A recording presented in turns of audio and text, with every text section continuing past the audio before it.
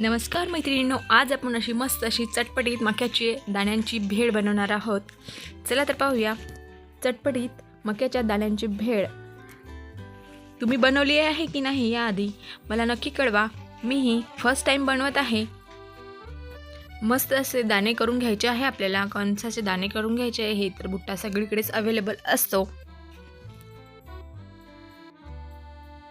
याचे दाणे पण अगदी झटपट निघतात, अगदी सोपी जातात काढायला।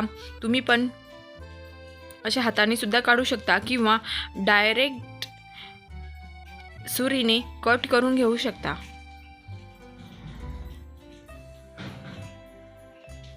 बघा, असे मी दाणे तयार केलेले आहे। आता हे आपल्याला कढईमध्ये तेलात किंवा बटरमध्ये फ्राय करून घ्यायचे आहे। बटर आणि मक्याच्या दाण्याचे कॉम्बिनेशन तर मस्त आहे। बटरमुळे तर अगदी छानच टेस्ट येते। मी इथे तेलात फ्राय करून घेत आहे आणि नंतर जेव्हा आपण भेळ सर्व करणार आहे तेव्हा बटर त्यावर टाकणार आहे। बघा, दाणे फ्राय करून झालेले आहे। आता इथे आपण भेळ बनवायला घेणार आहे।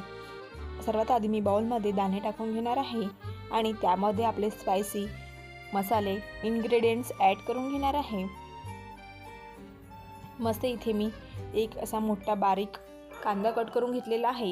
इथे मी कांदा टाकून घेणार आहे, परत टोमॅटो टाकून घेणार आहे। टोमॅटो छान मस्त असं बारीक कट करून घेतलेला आहे आणि त्यावर आपले मसाले टाकून घेणार आहे।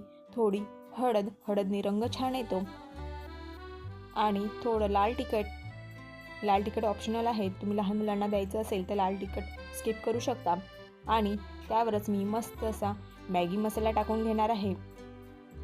माझ्या मुलाला पण इंटरेस्ट आहे अशा गोष्टी, भेळ चटपटीत गोष्टी करून खायला आवडतात त्याला, तर तो मला मदत करू लागतो। इथे बघा, मी मॅगी मसाला टाकून घेत आहे आणि थोडं कोथिंबीर आणि बघा मस्त त्यावर निंबू पिळून घ्यायचं आहे।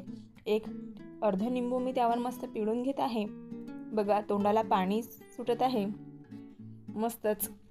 आणि हे व्यवस्थित मिक्स करून घेणार आहे आणि ही झटपट 5 मिनिटाची रेसिपी आहे आणि थोडं चवीनुसार मीठ टाकून घेणार आहे।